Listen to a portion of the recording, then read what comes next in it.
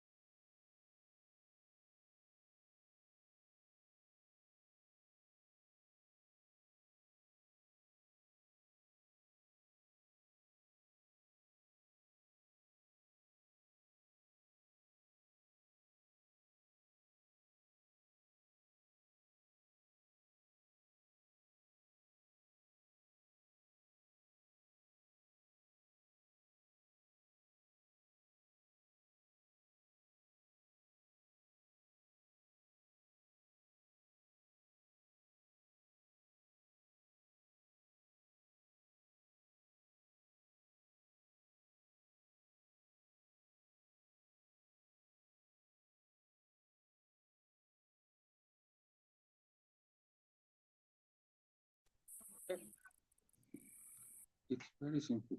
No. I can solve him. Just tell him. No, tell him. Well, memo get us we could listed. Let him react. I can solve him.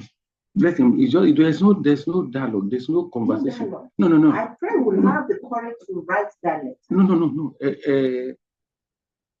In fact, we negotiate and process. Only our causes you are not mounted and under. So it is do 2 sentences. Efficile. Emma, we are waiting any response. Just let him react. Because it's ABCD. Cannot feature in the university. Following first of well, I want to let her know that. I mean, let him know that during our listed they will not. So. Period. So go see. Administration at times a lot of. One is Benny. One is to the plan.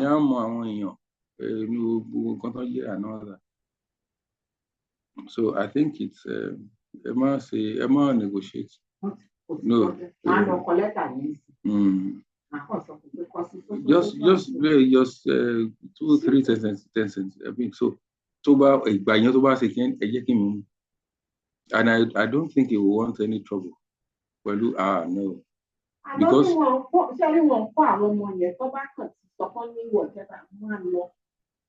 the end of the semester, because we won't pay forward to last week. You are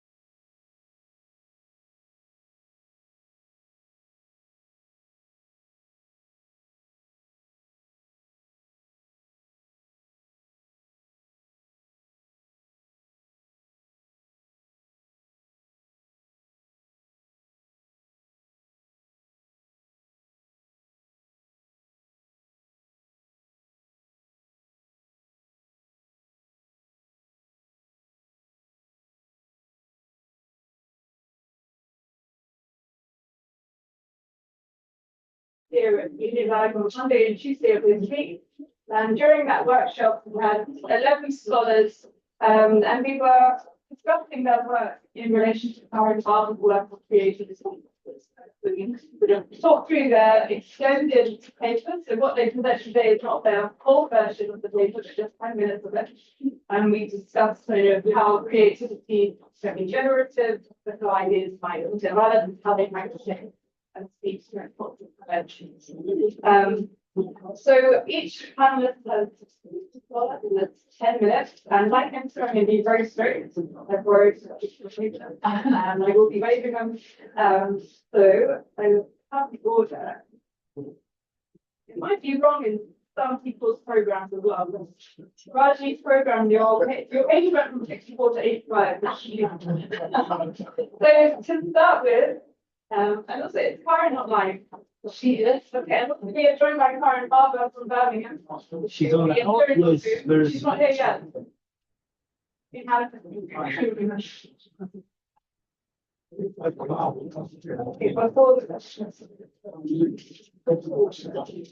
and we will also completely hearing from that technology after the 5 panel. So we have the program says 6 panelists. We only have 5 today. Unfortunately, Dr. Odnikov make it to the conference in person. Not today, but we do have the other 5 panelists. We're going to pull up No, just show up your radio show.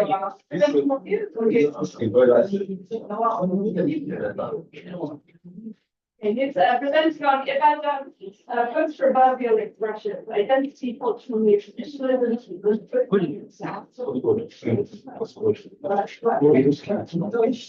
wait for the technology.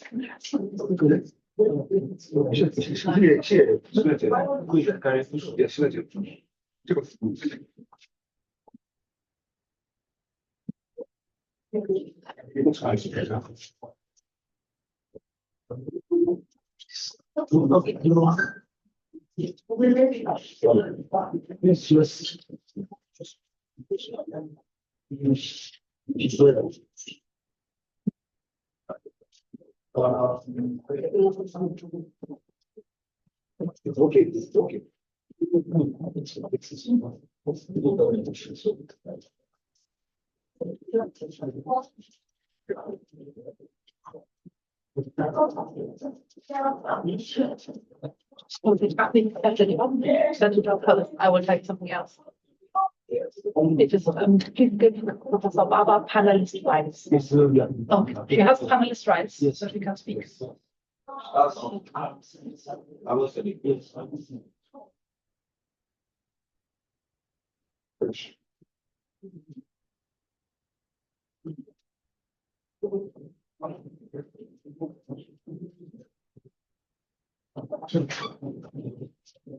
Yes. Yes.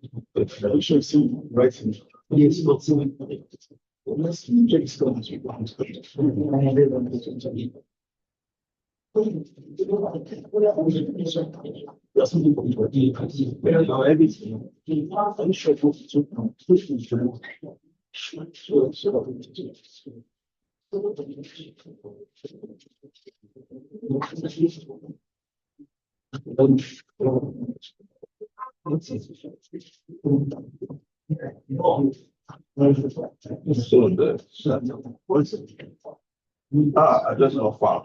So can I just send it to your WhatsApp or something? And process it. Okay, send it to Yes, strictest rule for the full absolute. Yes, you have to come in for the issues.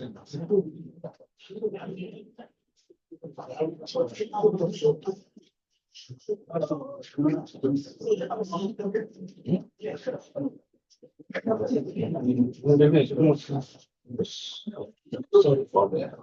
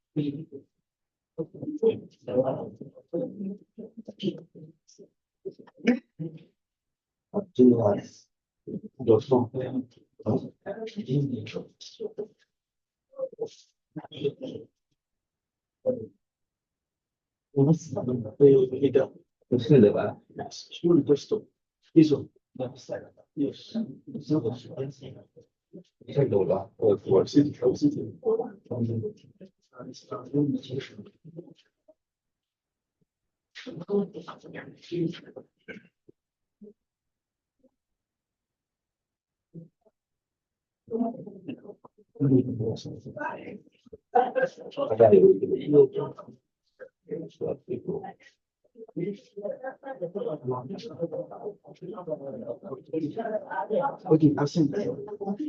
Not always very listen. Now just for this.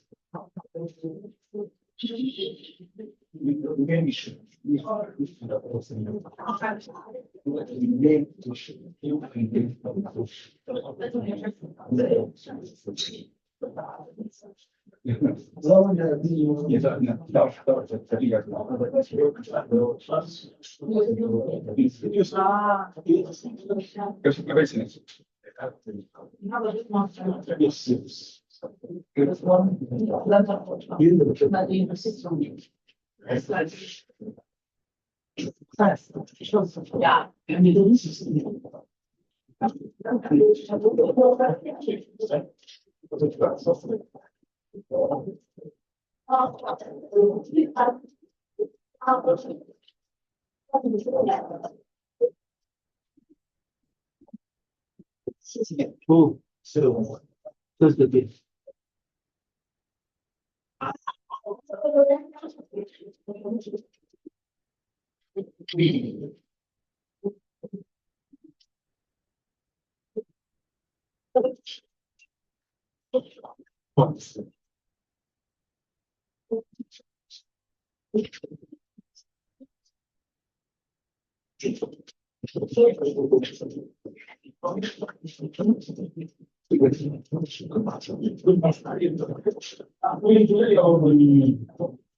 Sorry, you click on another.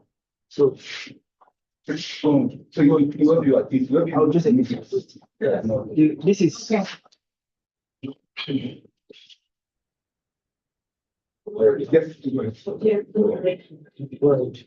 for me.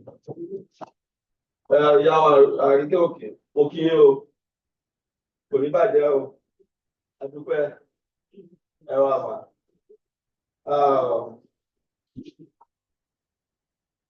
Àwọn ayá máa lárùn kan lá ìdàgbò lárùn Ìbàdàn. Ìbàdàn tí ò bá lè sọ̀rọ̀ ọmọ àlè Ìbàdàn ni. We don't come to this world without having at least until that of Ibadan is street fighting. And Ibadan that cannot talk with every sense of baboon, the bastard. Title of my presentation is Ibadan's post-proverbial expressions, identity, cultural non-traditionalism, and postmodern aesthetics. This presentation making 4 interrelated arguments. One is to argue that Ibadan has distinct post-proverbial expressions. Secondly, is to argue that Ibadan post-proverbial expressions are identitarian in nature, such that when Ibadan is speaking, making certain statements, mannerism, and what have you, you will simply just say that that is must be from Ibadan, or that is an Ibadan man. Thirdly, I want to make argument to say that Ibadan post-proverbial expressions have elements of what we call cultural neo-traditionalism. That is, it has become culture and a culture in Ibadan amongst Ibadan people. And it has the elements of tradition and modernity. And lastly, I want to argue that Ibadan post-proverbial expressions have the beauty in themselves. They are beautiful, they are coinage in the words, the concepts, the imagery, and what have you, that people, Ibadan people deploy in making these proverbial expressions are very interesting. They are always, I mean, they have their beauty. And by the time you start analyzing those things, you see the beauty in them. They are self-referential. Why Ibadan? Ibadan is a city like no other. Ibadan, in fact, is at the heart of Yoruba history, founded in 1819 by the grand Yoruba inter-tribal warriors from Egba, Ijebu, Oyo, Ife. They all came together in 1819 to found Ibadan. And ever since, been a distinct by way Ibadan came up, was founded. The involvement, the development has also become really different from very many other Yoruba towns, such that many Yoruba towns are really actually become really jealous of Ibadan as a place. And that is one of the expressions you find there, will be that Ibadan. They became really by virtue of that, we look at how Ibadan have evolved. You see that in the colonial Ibadan, we have examples of how Ibadan people become really baboons in their manner of speaking, in expressions, and what have you. It was in Ibadan. Ibadan became a city of very many quests. It was in Ibadan that the movement for the independence of Nigeria was first moved by people like Antonio Nauro, Namdasikiwe Awolowo, and the rest of them. It was also in Ibadan that the first university was founded. Ibadan is a city of very many firsts. NTA was television station, was first founded in Ibadan. All of this culminated into why Ibadanese people become really very baboons. And that affects how Ibadan people describe events and phenomenon and happenings around them. Ibadan is a city of many firsts, like I said. When you see how Ibadan, the people describe events, you will be wowed. I'll be like, such descriptions can only come from the creative genius of the Ibadan people. No wonder Ibadan has many IDs. That's Bottom, Idi Arere, Idi Oshe, Idi Ishin, Idi Akpe, and what have you. Not only that, Ibadan has many oritas, Orita Akperin, Orita Meri, Orita Bashorun, and what have you. Ibadan is a unique postmodern Yoruba state. What are post-proverbials?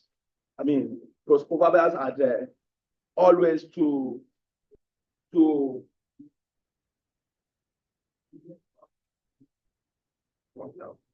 post-proverbials are usually there to mimic the original passions of proverbs. And like you heard in my first the proverb about the post-proverbial expressions that I used at the beginning of my presentation. Ibadan has hundreds and thousands of sayings and proverbs and expressions like that. For instance, Ibadan will corrupt original traditional Yoruba proverbs to mean another thing, but taking it from Remiraji and the rest of scholars who have, hard works, extensive work on studies on post-proverbials. This study is distinct in the sense that Ramiraja and the rest of those scholars argue that post-proverbials are mainly corrupt the original traditional proverbs. But here we see that Ibadan will retain in their own post-proverbial expressions. Ibadan people will retain those original, the philosophical meaning in the original proverbs, and then be creatively through their own creative genius to come up with a different proverb that will mean almost the same thing with philosophical meaning in the traditional original proverbs. An example of that is will be Eloni teacher and that don't fit about kawo, meaning how much does a teacher earn that is spits on his hand to count his money? The traditional, a close related traditional proverb to that will be alára ló ń gbára aga adìrẹ tó ń bẹ̀rẹ̀ wọnúlé, meaning it is the owner of the body that try to make him or herself important. When you find a small vow, he's trying to enter a room and the small vow is still going down. That vow is simply trying to say that it's more than what it is. If you look at the nature of that proverb very well, you find English words like an English word like teacher in that Ibadan post proverbial expression. We all know that many of the Yoruba traditional proverbs are actually from Eseva, that's Ifa corpus, normally. But we now find English words in Ibadan post proverbials. It tells us that Ibadan people are very creative, genius, very creative with words and what they do. Another example of such proverb would be Mustafa Sun Abacha on January, to mean that he will report Mustafa to Abacha is simply wasting his time. That post proverbial can be located in political history of Nigeria when in 1993, Sani Abacha, military dictator in Nigeria, seized power, and his own ADC, Mustafa, who was a very loyal guy, was always beside him. We are now reporting Mustafa, to Abacha. You know that such person is simply wasting his time. Ibadan people are this creative.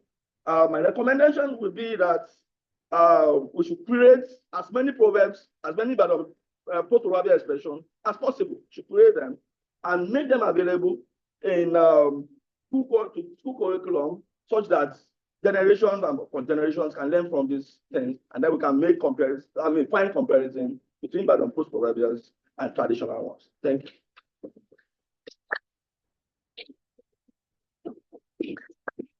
Thank you very much. That's been time. It's great. Okay, now I can see this. Oh, is Dr. Obi still there? Okay. Now I can actually see the screen. I can see that one of our panelists, Dr. Godwin Obi, he's joined us online. So I'd just like to welcome him. The thing that he wasn't able to make the workshop in person on Monday or Tuesday, or actually make it to Lagos for any of this conference. So welcome, Dr. Obi. I'd just like to move on now to the second presentation. So we have Emmanuel Ayojodo, who's going to talk about Karin Barber's poesis and textualizing the river Nun in Niger Delta. Did you actually see? Oh, you did. I didn't know if you could see the two because you were like, I was trying to pay attention. You were I'm sorry. okay. Yeah, okay, thanks.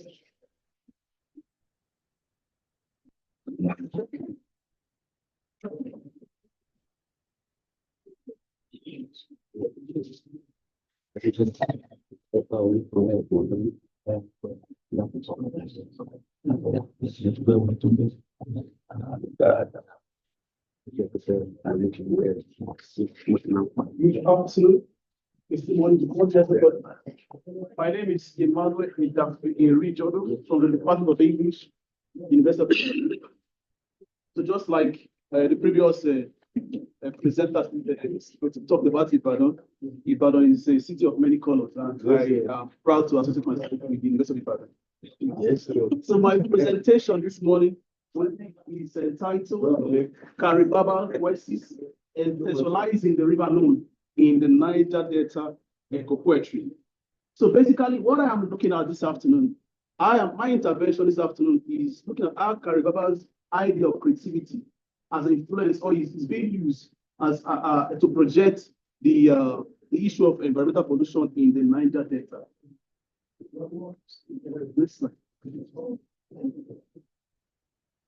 Okay, so this is the outline of my presentation: introduction, vital gap, methodology. Please back, please. Okay, the Niger Delta and the significance of the river Noon, creativity in the selected poems and conclusion. Of course, you can see a typical portrayal or depiction of how the average Niger Delta community looks like. Next slide, please. Okay, this picture shows an environment that is polluted, right? It shows a swampy environment that is polluted, and you can see these people on the picture. These are fishermen who depends on the water or the river for survival. So their source of livelihood has automatically been affected by pollution. Next slide, please. The Niger Delta and the significance of the river Noon. So the Niger Delta is made up of, or it spans over 7,000 kilometers, which is 27,000 square miles. So this accounts for 7.5% of Nigeria's total land mass. So the region is ecologically diverse. It has fresh water, terrestrial and marine habitat. So you have a rich, I don't think I can do it. I have to demonstrate. I need my hands to. Okay, so it has a rich biodiversity. So then the river Noon, the significance of the river Noon. Why the river Noon? In the 19th century, the river Noon served as an important trade hub in southern Nigeria. It was used as a trade route by European merchants who were involved in slave trade. So they used the river Noon to transact their slave business in conjunction or in collaboration with Ijaws and Igbo traders. So, but in a more recent time, the river was also used for palm oil exploitation. One of the major crops we have in the Niger Delta is palm trees. So you find that we have so many palm plantations in that area. But now this whole environment has been affected, particularly the river is now affected by pollution, which is caused by oil exploration by oil prospecting corporations, multinational corporations, in collaboration with the government. Okay, this is also a picture of the river Noon. You can see how beautiful it is. So imagine if it is not polluted, how it will look like. Next slide. Okay, the vital gap. Amid the increase in scholarship on the works of Karin Barber, not much attention has been given to examining a perception of creativity from an ecological point of view as a response to environmental pollution. So you agree with me that most of the intervention in terms of Karin Barber's creativity has often been on popular culture and the rest. Not much has been done in taking it from this perspective, particularly from the Niger Delta. So this paper attempts to close this lacuna by engaging or embarking on and examining the creative portrayal of the river Noon in selected poems, particularly works of Gabriel Kara and Ibiwari Kirikou. Next slide. So for methodology, the study adopts a qualitative and critical analytic approach in examining the impact of pollution on the river Noon. It deploys Barber intentionalization model in examining how Ikiriko detached aspects of Okara's poem as a response to current ecological emergency. So let me just for context, let me just say this quickly. You find that the timeline for this particular presentation or intervention this afternoon is spanned between a 50 years period from the 1950, which is post-independent Nigeria, to 2000. So the first poem by Gabriel Kara was written in the year 1950, before the independence of Nigeria and before oil was discovered in the Niger Delta. While the second poem was written at the peak of oil pollution, which is the year 2000, when we have so many pollution, oil spillages being reported. So basically, that is what it entails. So it explores the poet's utilization of detachability, insertability, and recontextualization in creating intertext. Please, next slide. So let me just give a little background of intentionality. As a linguistic anthropological model, it's an extraction of texts from their original context to make them more coherent and memorable. That's by Briggs and Bioman 1992 and Silverstein and Over 1996. So, but for Barber, which is the main focus of my presentation this afternoon, she says that intentionalism is the lifting of words from their immediate speech context, thereby impacting the narrative setting and the performance. Now, the question that will arise in such a circumstance is the fact that you want to ask that, okay, this presentation is test-based, right? So how come it's not performance? But then Baba also said that the text has the ability, or rather, the text has the ability of also being portrayed as what? As a performance. Of course, the first point we are looking at today, this afternoon, was or is perceived or interpreted as a folkloric narrative. So it is seen as a folkloric narrative that praises the pristine nature of the river Nile. So it is also perceived as a performance in the context of my presentation this afternoon. Okay, this is the first poem, The Call of the River Nile, which is a popular poem. I hear your call, I hear it far away. I hear it coming through and invoking the ghost of the child listening. Where your bed hails your silver surface flow. That was the first poem by Gabriel Kara. But the other poem, which was intentionalized by Ibiwari Kirito, it says, it begins with an exclamation or a very shocking revelation that Okara's silver surface moon is no more. Now, he's telling us that this particular river, which the first poet is longing for, which is the hallmark of his childhood, that this particular poem is not, this particular river does not exist again. It has been affected by pollution. So I want to quickly look at instances of detachability, insatiability, and recontextualization in the poem. So I'll just pick some little snippets because of time constraint. So the first excerpt I want to talk about is to watch your mirror self, my mirrored self, unfold and span my days with songs from the lips of dawn. Now, one thing we must agree is the fact that when you look at yourself in a very clean water or in a clean river, you find that it reflects. Because of the cleanness of the water, you see yourself, right? But now the second point is telling us that this reflective ability of the river Nile, it does no longer exist. Rather, it is reflecting nothing. So the water has been polluted and it has become so dirty that it reflects nothing. Instead, it invokes nothing except the ghost of tall tales of oil spillages. Then the next one is it says, I want to be your face again and feel your cold embrace, or at your brim to set myself and inhale your breath. Of course, you would want to inhale something that is fresh, a fresh breath, or something that stinks, you can't inhale. But in the second poem, the poet gave us a picture or an image of like a poisoned dish water. So it's comparing the river Nile, the current state of the river Nile, as a poisoned dish water. That's to tell you how dirty it is. Then lastly, it says the river bird hail your silver surface flow. The river birds hail your silver surface flow. That's the birds are celebrating the cleanness of the water. They are also, not only human beings are also enjoying the cleanliness, even birds of the air. But now in the other poem, it tells us that the kingfisher, hungry for a dive, whale tails. So instead of hailing in the first poem, you have what? Whaling. You can see the contradiction, right? Which depicts the pristine nature of the river to the now polluted environment. Last slide. From the analysis, it is observed that while pioneer poet Gabriel Kara explores the stuff of the river Nile with nostalgia, reminiscing his missed childhood days, the other poet Ikiriko recontextualized it by foregrounding it declining and contaminated as a result of oil pollution. Thus, both Okara and Ikiriko creatively explore the same river, but from different perspectives. So the two poets are talking about the same river, but at different time and from what different perspective. Thank you.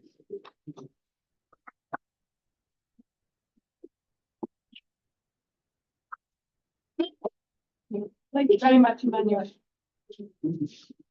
Okay, our third presentation is Oluwatosin. Employee is going to talk of the local and the global trends in the Yoruba folk pop music of beautiful movement. That's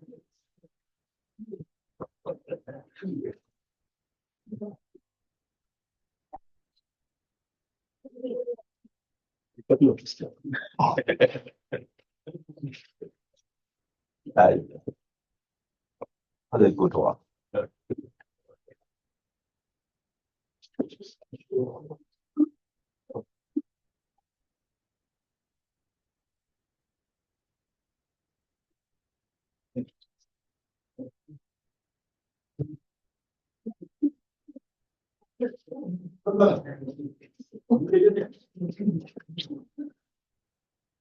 Okay, once again, good morning, everybody.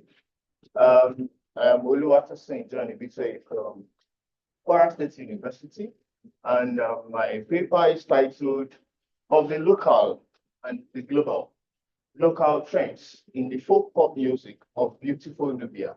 Next slide, please. I will set the tone of this argument with a quick introduction. Globalization as a concept which emphasizes flows, interconnectedness of the world, and networks have impacted indigenous cultures in various ways. Referring to indigenous cultures in this context, I'm referring to the indigenous Yoruba culture, particularly music, which in itself is a cultural product. So globalization has been criticized as a tool for cultural domination, a tool for cultural hegemony, a tool for cultural subjugation of colonized countries. At the coming of globalization, it raised issues of identity crisis, issues of originality, decline in the knowledge and appreciation of culture. So because of this, globalization has been criticized and it invented a counter discourse known as globalization. So, okay.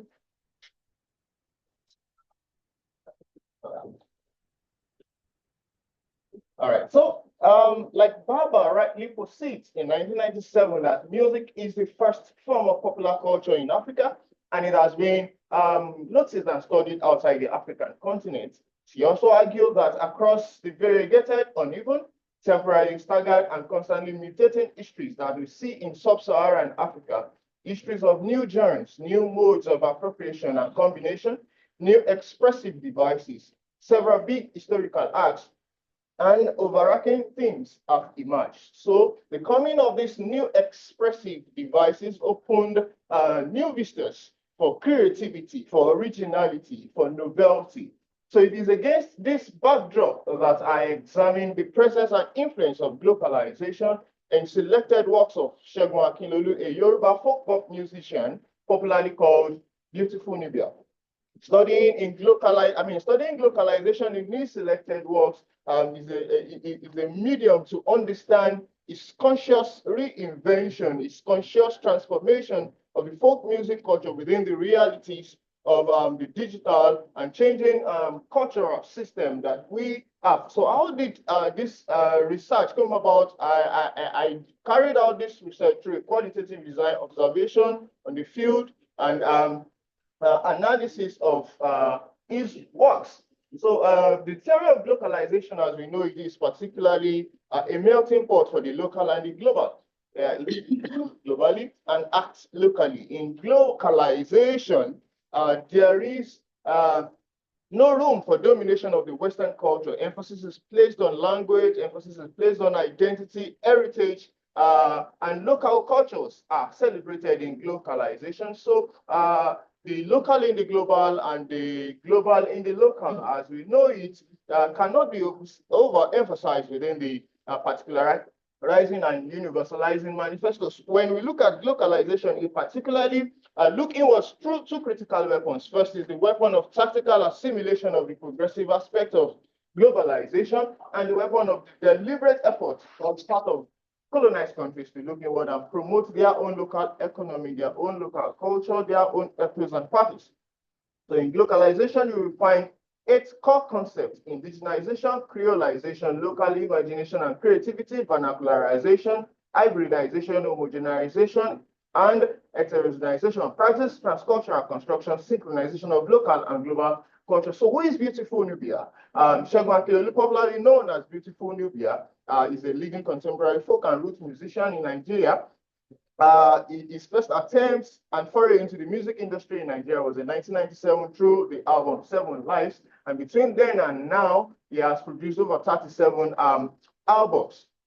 Particularly what popularizes the music of Segun Akilolu is his conscious efforts at carving a niche for himself and to differentiate himself from what is predominant in the music industry.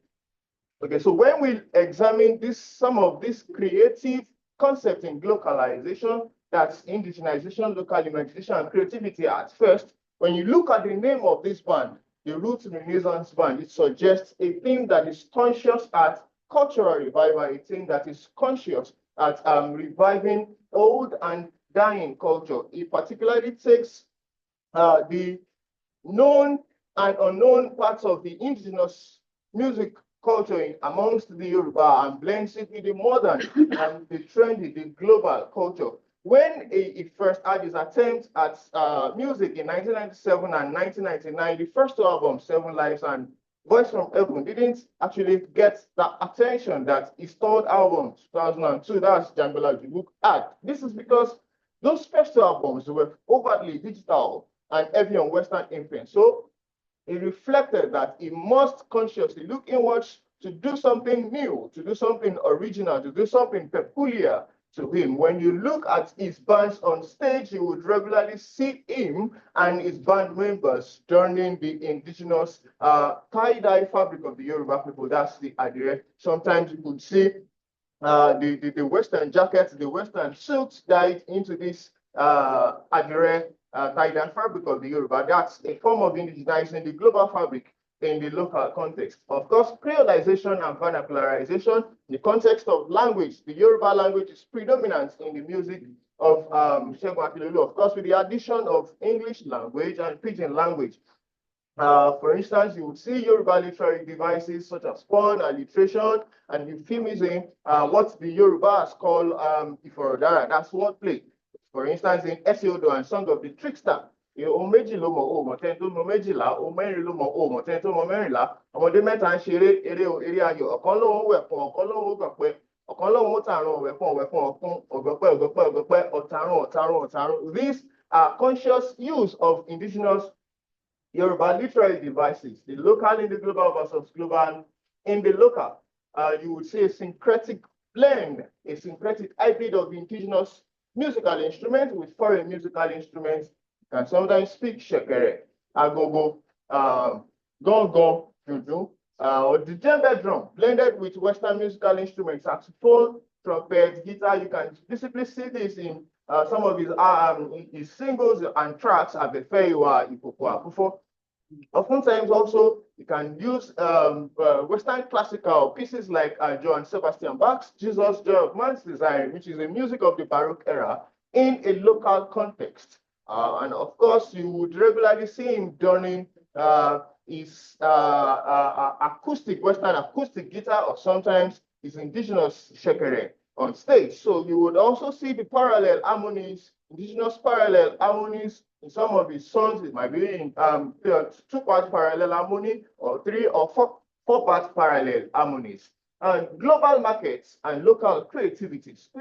So using global digital platforms, he has leveraged on the opportunities of the global digital platforms to promote his music, Boomplay, Amazon Music, Apple Music, Cobos, these are and many of these things. And of course, the use of fan email lists. You see an updated digital compilation of all of his musical works from inception on a USB disk. And of course, the digital sales of performance tickets. And that's my hand after paying for his live performance tickets online, then getting to the venue. Okay, so quickly, I will play 2 videos which would make us have an idea of this local and the global context. Please. Hold on, please.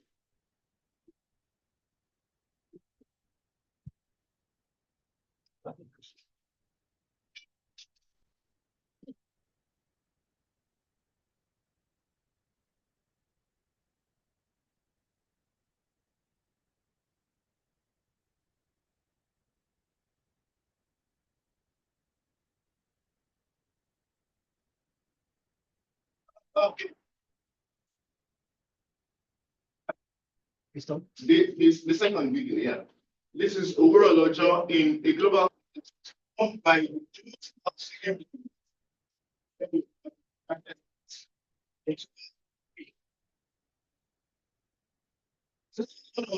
tracks, entrance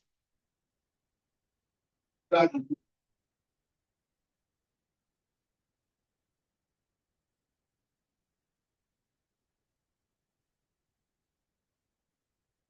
demonstrates from the local. So let's so he finds a way of relating with his global audience. Okay, so conclusion, in the age of globalization, digitalization of music has opened new vistas for music in the virtual age. I recommend that we begin to look inwards to promote local culture, philosophy, thereby commodifying culture and bettering localization of music in the process. Thank you.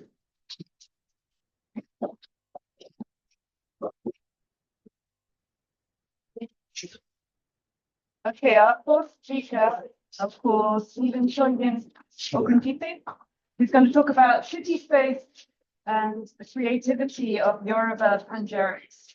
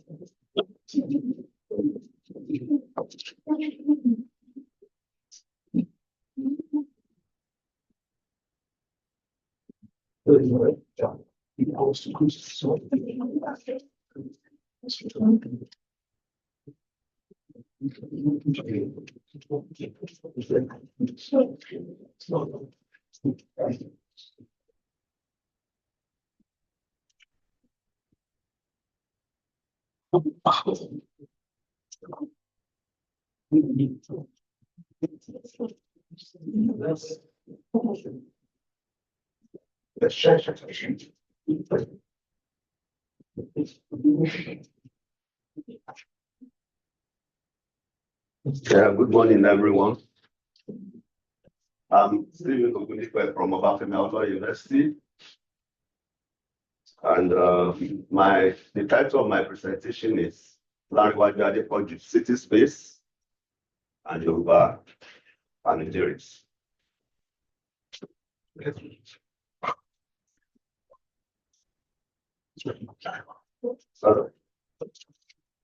Okay. This is the abstract. It engages uniqueness of Adequate creativity and imaginativeness in articulating city space in Yoruba poetry. But more specifically, I'll be looking at Lagos as articulated in Adequaju's poetry, particularly Idaluni, Ishelu, history shapes the city. And my argument is that there is a profound connection between Adequaju's creative expression and historical narrative of Lagos. And this connection adds depth and richness to our understanding of present day realities of the city. Okay, then I have key issues to engage in the presentation. These are the key issues, the problem statements, technology, Barber's thoughts on Oriki, Adequate and creativity in Yoruba poetry.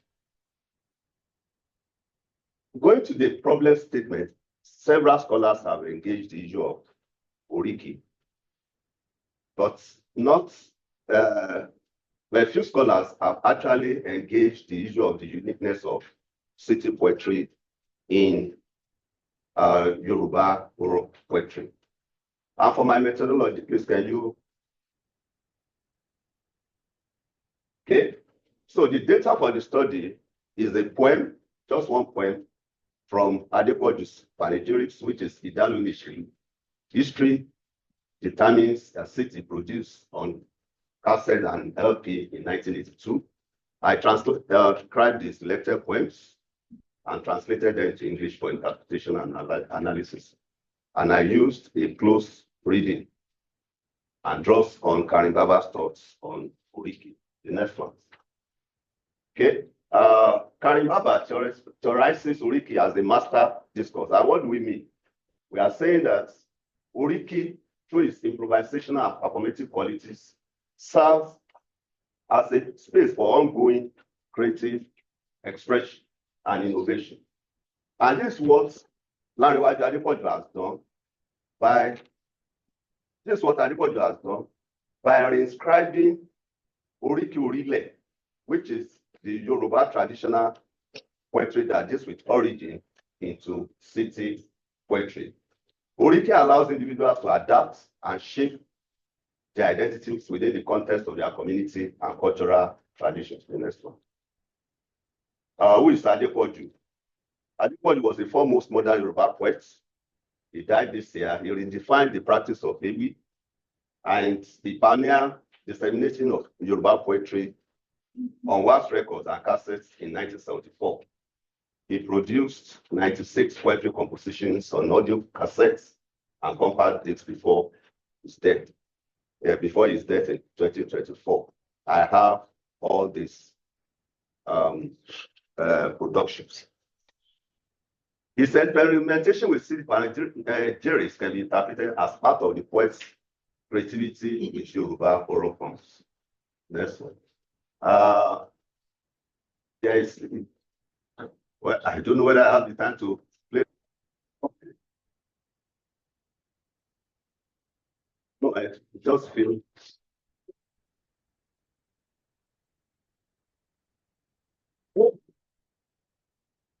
So here, can you reduce? Just reduce it. So here is telling us that let us go to the coast, city of pleasure. Let us go and enjoy fresh air. Where our boss buildings. I think you can stop it.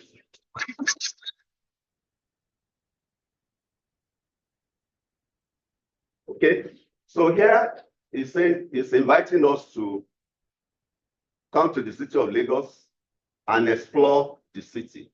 And one of the ways he addressed the city is address the city as a city of pleasure. So this is just an excerpt of the poem. Let's go to the next slide. Look, the next slide, please. Okay. Here we have, we are saying that Adepoju pays attention to the physical space of Lagos and reflects the poet's sensitivity to natural features. Okay. He described the city severally, and all of which identify the subject as a coastal environment. So Lagos, as we all know, is a city with abundant resources, and Karin Barber perceives that abundant water indicates abundant blessing and honor for a town, major port and transportation of trade opportunities. However, in spite of the water that we see everywhere, there is no drinkable water in Lagos, and that makes the city a city of paradox. The next slide. Okay. So one of the ways that Adepoju describes the city is it drives the city as Ekwakete, Ilu Ogbon. Now, that word wisdom is problematic. Okay, it says that we should go to the city with extensive water. Now we know that it says, I'm going to Lagos of the wise. I will not go to Lagos of the unwise. When the street is well lighted, tell the village child to be careful, to be watchful. When it is night, day is breaking in Lagos, let us go to Lagos and be cancelled. So Lagos requires discernment in relating with everyday life of the city. So you must be streetwise and very smart in order to navigate the daily experiences in the city. The next one, please. Eko is a Yoruba name for Lagos before the Portuguese renamed it. It's a Portuguese word meaning lake. Eko Akete memorializes the independence history of Lagos. Eko Akete a name of a foremost published Yoruba newspaper. Eko-Akete invoked the city's character as a city of modernity and freedom. This particular newspaper was at the forefront of nationalistic endeavor during the pre-colonial era. Ile-Ogo depicts every day, I think I've spoken about then. Lagos are a city driven by instinct. You need your instinct in order to cope with the challenges of the city. The next one. Okay. Another way the poet described the city as the traditional institution of the city, as the owner of Lagos. And the king that was the reigning king at that time was Obade Ika. So he described him as the owner of Lagos, and he says, son of the elephant that grows into honor. And what Adequate is trying to do here is to link the Oba of Lagos with the Oyo people. And the next slide, please. Okay, reigning monarchs are part of the city's identity. Adequate to connect the reigning Oba's lineage with the city's identity through different images. The next one. A city haunted by its past. Adequate to capture the spirit of the city, built and broken by its environment, while the traditional institution, the traditional Orile, present an emblematic description of Yoruba people. Adequate city, Oriki, is experiential. What am I trying to say? Oriki Orile gives us a kind of emblematic appraiser what the Yoruba society looks like. But he now goes ahead now to now give us specific illustrations of the contemporary realities of the city. And this he has integrated into his city panegyrics. Thank you. Before we back there. Thank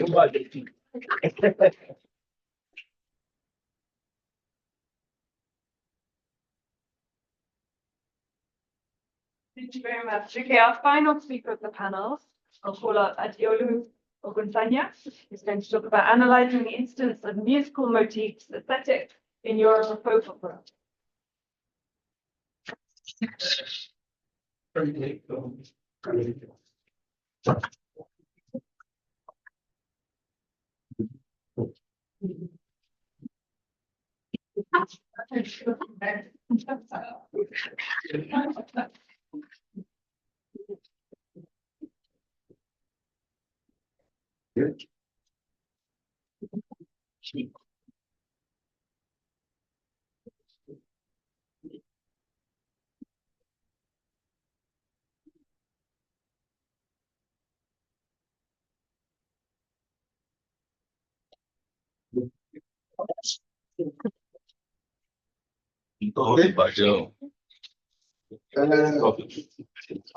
But my own research, I think I can safely say good afternoon.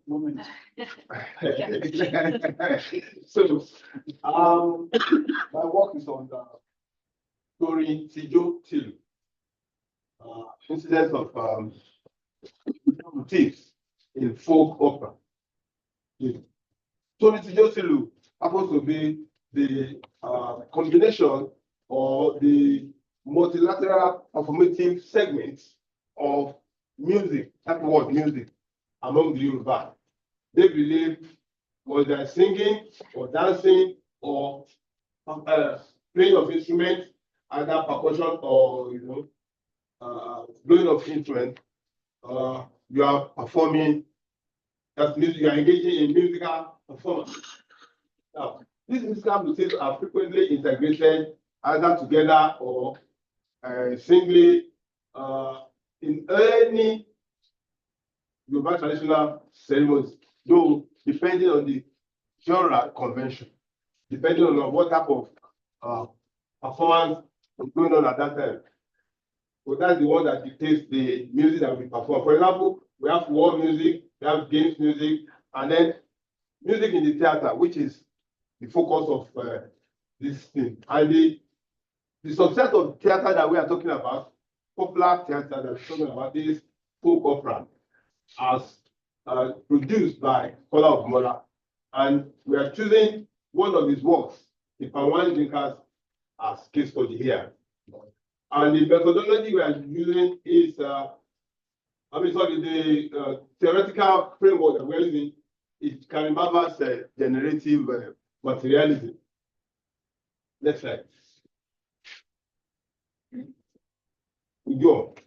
Okay, thank you. So, this Yoruba folk opera evolved as a result of interplay. Again, like I said, Western opera, the events in the African churches and the activities of the traditional mouth entertainer. Why I insist on still holding on to Western opera is because Yoruba don't have opera in their language.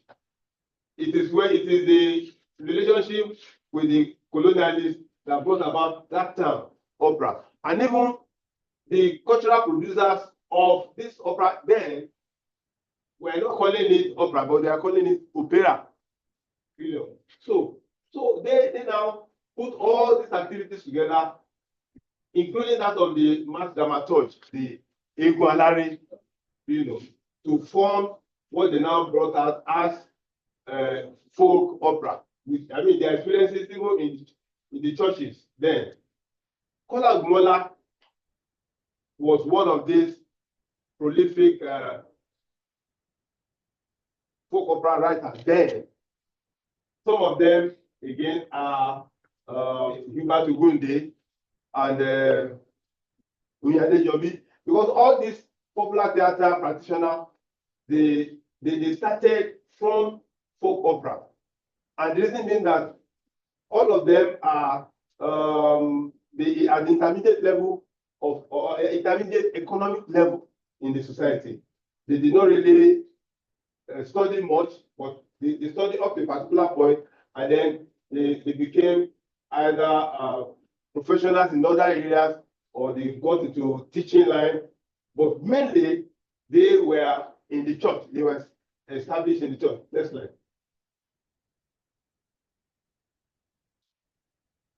They were established in the church.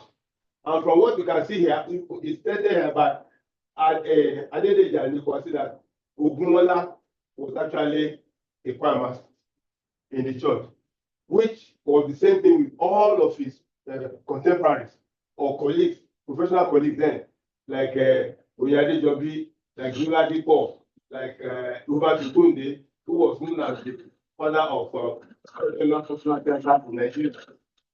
And it was even known that, as a common knowledge, that Nuladi Paul was chased out of church because he introduced the use of bata drum in one of his operatic performances in the church. And since then, he actually left church. Yeah. So the incident in this opera that we're talking about was adapted from Amos Tutola's notebook, which had the same title, the palm wine drinkers. And the playwright was awarded, he was able to do it because of the grant that he got from the Rockefeller Foundation in 1962, which allowed him and his company to work for 6 months on attachment to the School of Drama, now Department of Theatre at the University of Ibadan. The Institute of African Studies recorded the samples that we are using for this program now. The story revolves around the adventure of Lanke Omu, who, because of his love for Emu is a locally produced alcoholic wine, and then he traveled to the land of Jet, reason being that while he was enjoying a good palm wine with his friends, the palm wine tapper, who his favorite palm wine tapper, fell from the palm tree and died. You know. Next slide. Now, so what we want to look at in this presentation is the incidence of musical motifs as used in palm wine drinker. And like we said, when you mention musical motifs, you are talking about song, you are talking about dance, and you are talking about usage of musical instruments. The dialogue in this opera, or folk opera, was recitative and the straight beat, and also songs and a lot of dancing and percussion together, depending on what is happening in the scene or in the act, that instrument or the voice is needed. The finding in the studies now is that apart from the vocal rendition that are structurally responsorial or strophic or antiphonal, the songs, chant, and other poetry were rendered entirely in Yoruba. The performative idiom used in projecting these musical motifs was based on native air style that was then common to the African church worshippers. That shows that the play or the opera also reflected the experience of the former master in that church, and that's a Kola of Mola, and that is attachment.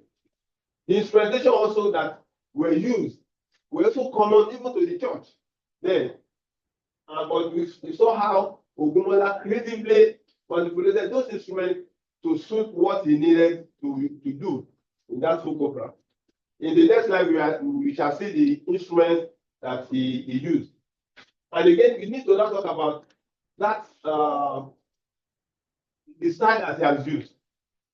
He made use of recitative, like I said, and recitative can be Ewi or Esa or Ijala. That's the type of recitative or the poetry for contact. Next slide. These are the samples of the instruments that were used in the play. And that play is a subset of Nigerian or Yoruba popular theatre, which you can classify under expressionist theatre. That theatre is a kind of, they call it play dream, whereby you use your imagination to create supernatural beings or something that is very strange, or you can say the play is stranger than fiction. Not a fiction, but it's stranger than fiction.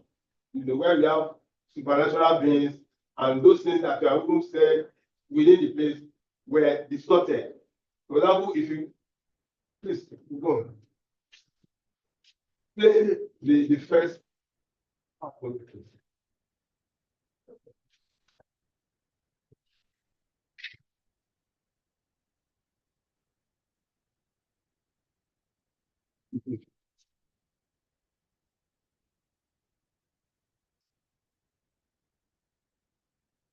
It's a pity this thing is this low. Here, this person was reciting the oriki of a particular king in this place, and this king is a wicked king. He's actually ruling over wicked people. The name of the town is Sika. So this is Oba Eka that was being eulogized. A king of wickedness. That's what they do in that town, you know. And that's why I say this folk opera is a play dream, or a dream play, you know, whereby they use distortion and some other things to explain. But the audience also understand what they're saying, that you don't engage in what they're saying there, but you do the opposite in order to be successful in life. Yeah. Conclusion. So the study contributed to the ongoing discourse on use of improvisational creativity in Kola Ogumola's opera. This is on the premise that that creativity, although enterprising, innovative, and forever in process, cannot be removed or unmoored from social conventions and standards of everyday artistry if it is to be successful. And that's according to Karin Barber. The study proceeds that the incidence of musical motif aesthetics as featured by Kola Ogumola's in the foregoing opera was to generate new ideas, meaning, and practice that are dependent on what Yoruba social life makes possible, and this corroborates Barber's generative materialism as a conceptual framework. The basic cross is that new artistic endeavors must be legible through broadly shared cultural viewpoints if they are to be recognized. Thank you. Thank you. So that concludes our 5 speakers who are in the room. And now I think Karin Barber would like to say a word. When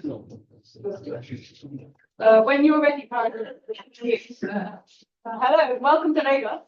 Oh, ẹlẹ́mbẹ̀ ẹ káàsán ẹ kú iṣẹ́ ẹ kú àtàárọ̀ ṣé kò rẹra. Oh, I'm very, very grateful to INSA and her co-conveners and all of you panelists for coming together to bring such rich new material to bear on this theme of creativity and conventions, a topic which, as you know, has been absolutely central to my own interests for quite a long time. So I think what you've done between you is to extend my focus on verbal texts to encompass a wider range of forms of creativity, material, craftsmanship, fashion, multi-genre modes like masquerade, and mediatized performance.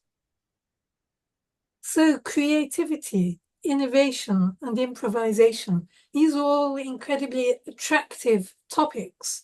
And what you've shown is, in your contributions, is how pervasive creativity is, that it's at every level, it's everywhere, everybody's doing it, in every cultural form, in every setting, in every language. So creativity is appealing, but what about conventions?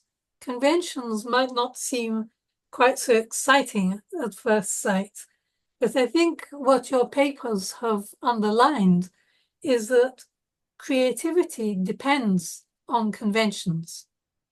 Conventions are the means by which innovation can take place, because nothing can happen in a vacuum.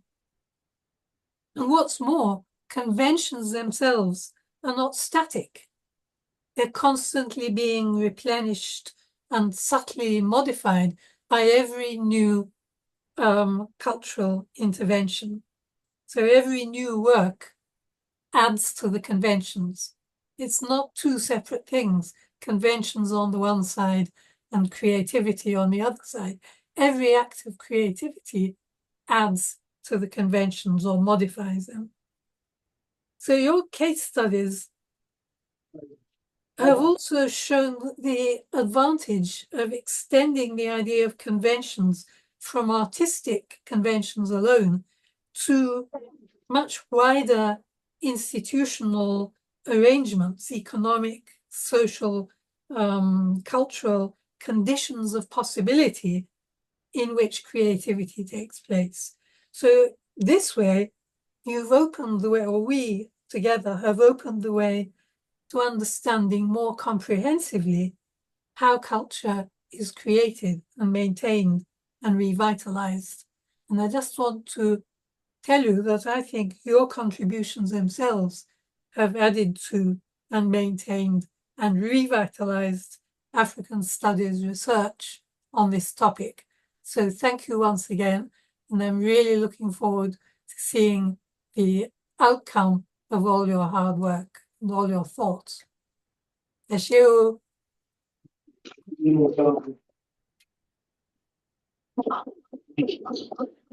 Okay, thank you, Karin. So we have 15 minutes actually now to take some questions. So I will open the floor up. Is there any questions for individual speakers or a question that might speak across some papers? My own is not a question like that. But I'm just wondering why Balogun want to limit himself without title to Ibadan. Because that post-proverbial thing that he said is not localized to Ibadan. It is Yoruba. It is Yoruba. So please, maybe you need to expand it and make it more broader than that. And I especially love what that he gave the Obadan Fiotale, But the real one is not that. That's a distorted profile. That's what makes it most. Because I wáyé ká má lárùn kan lára ìjàgboro làrùn Ìbàdàn. Ọmọ Ìbàdàn kì í jalè, ojú ni wọ́n ń rọ́. That is the real saying. But because the one that he said in the post, what they have said, Ọmọ Ìbàdàn tí ò jalè. And in the same way, they say Ìbàdàn, Ọmọ Ajagunkólé. Meanwhile, that is not the way it's supposed to be. It is Ìbàdàn, Ọmọ Agẹṣin Kólé. Kólé means you ride horse into the house, not to go and steal. But the way they say it in the Barber mode is to ride horse and go and steal. For the real text is Agẹṣin Kólé, to ride your horse to your doorstep. Usually, when you have your horse, you keep it somewhere, maybe in the stable. But to show that you are wealthy, you must ride your horse to your doorstep, and then somebody will now take it back to the stable. So it is Agẹṣin Kólé, Agẹṣin to enter the house, not to go and stay. So the Agẹṣin Kólé that is modern now is the post-proverbial discourse. And then the postmodernity that has also affected Ibadan. The way it is now is that even the way we speak in Ibadan has changed. Lagos has robbed us of our dialect. In Ibadan, we don't, when we are supposed to say she, we say si. So if I want to say, if you say Happy New Year to an Ibadan man in those days, instead of same to you, we say shame to you. And it's not abusing you. It's still saying same to you, but it is she that will come. And if you want to say chicken, Ibadan say chicken, not chicken. And it's not so. But you can now see that postmodernity has brought that dialect off from Ibadan. So please look at all those areas too in your work. Thank you. Would you like to respond? No response. Okay, does anyone else have a question? I have a question for Manuel.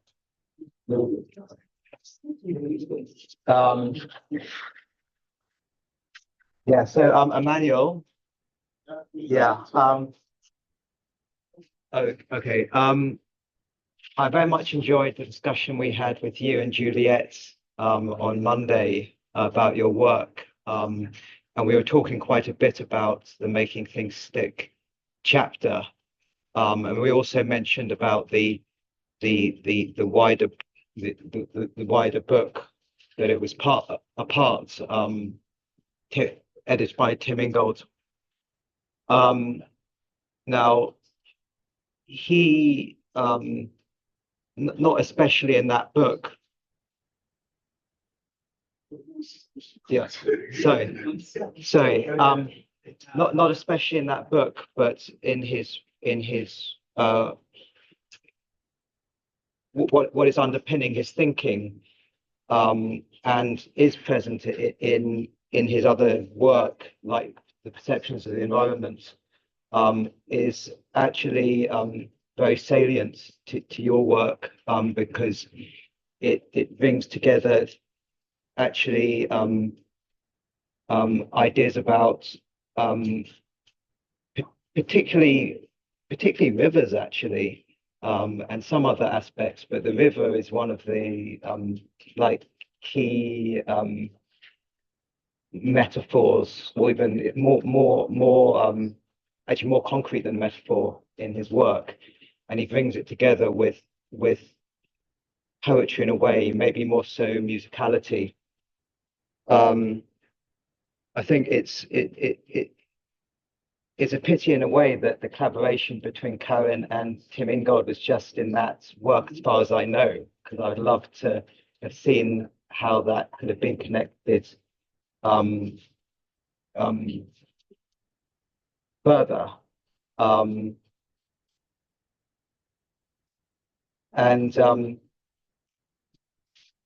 So I think that some of that work that Ingold did would be extremely helpful for thinking about rivers and connecting it. I think, Insa, you mentioned that Karin does have an interest in ecology and the environment. And I'm not sure if she has any words to say about how her work might be connected with these themes.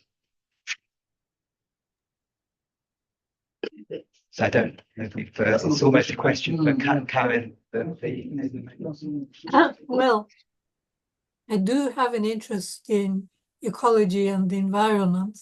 In fact, Alex, I'm your fellow student at the Open University because I'm now doing a course on environmental studies, but I haven't connected it yet with my anthropological African studies research, because in environmental studies, I'm just a beginner. So we can discuss maybe in a year's time.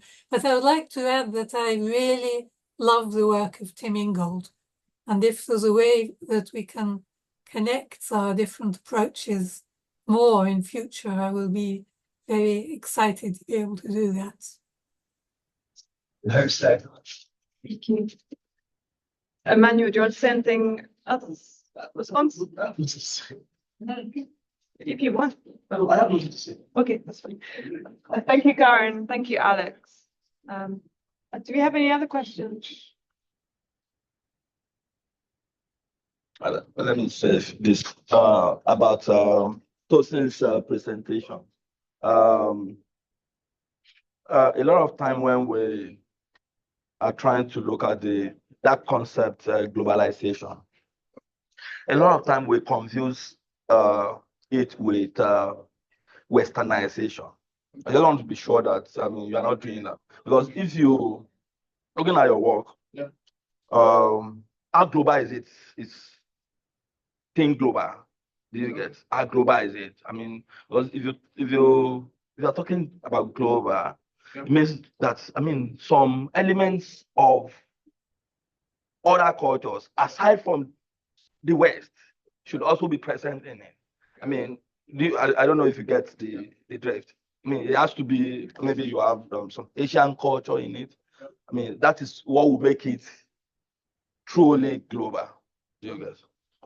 Yeah, thank you very much. I'll look into some of the things you said, but then globalization as a theory is a product of Western and American cultures. So oftentimes, and this is one of the reasons why globalization was criticized, because starting from American and European cultures, it has spread to several cultures of the world, Asian inclusive, African inclusive. And many of the things that now makes the world more like a global village now, many of these things came from these cultures first, before other cultures started, developing something similar to that. So somewhat, somehow, globalization as a culture is a reality virtually everywhere in the world. So, and that is why particularly looking at this study from glocalization as a counter discourse to globalization. But then I would also reflect to some of those things you have said. Thank you. Thank you. Okay, thank you. I think we have time for one more question, or a couple of short ones. I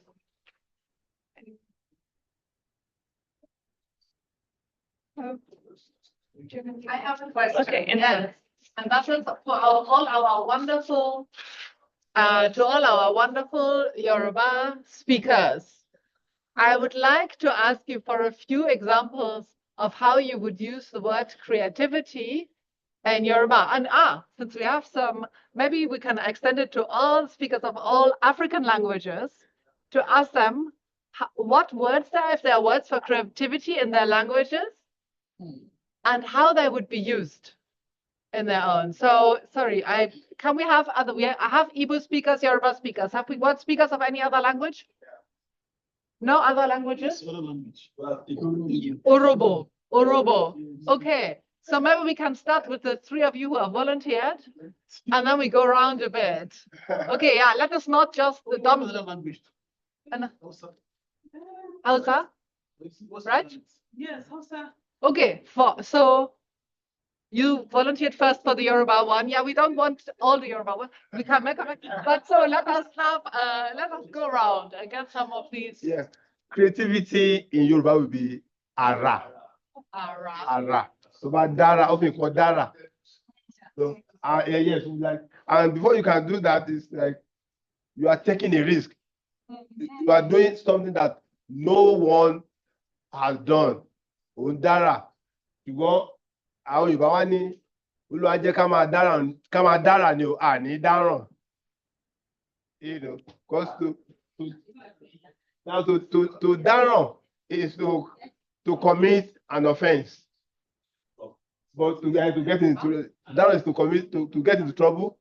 But to dara is to be creative. So ara is creativity. Thank you so much. Okay, in Orobo, I don't really think there is an exact transliteration of creativity, but there is a word for a creative person. And it is called Owena. Owena, that's somebody that is creative, is called Owena. So an artist who is creative or a musician who is creative is called Owena. So, but I don't know the exact transliteration for creativity itself. But a creative person is called Owena. Owena. And how would you use other words that are linked to it? Are there any other? No one readily comes to mind. No. All right, we'll get back to you on that.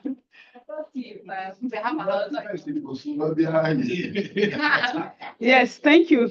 Also for the Hausa language, I don't know the exact word that is being used, but I think I'll use this word called karawa. Karawa means addition. Adding, yes, addition. Yes, so you are adding something on what is existing. So it's creativity, karawa. Thank you. Thank you so much. Yes. Okay, in Igbo language, I don't really know what creativity is. And then because in Igbo, it's sometimes the language. So I would just say to create means mepota. Like imepta ihe. Mepụta ihe, that is create. So from there you can now onye mepụtara ihe. You will be like this person created this. Oh, so like it's an actual thing that is created. Yeah. Like, is it a physics, like maybe a cover or? It can be anything. For instance, you want to talk about someone that made something. I made this. I made. Hey, meputa go me here. Okay. Like meputa. Or somebody who creates a dance step. Downstairs. Onye be meputa unesa wewa. Like meputa. That meputa will be there to create meputa. So that's it. Thank you. Thank you so much. Yes, I think that's time. Thank you so much for these two panels. And yeah, give everyone a round of applause. And thank you online for joining us.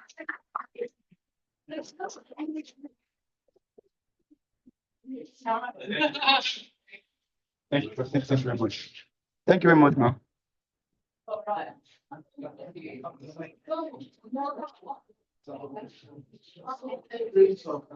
wanted to say that I like creativity Antinuda, something that is created from your inside.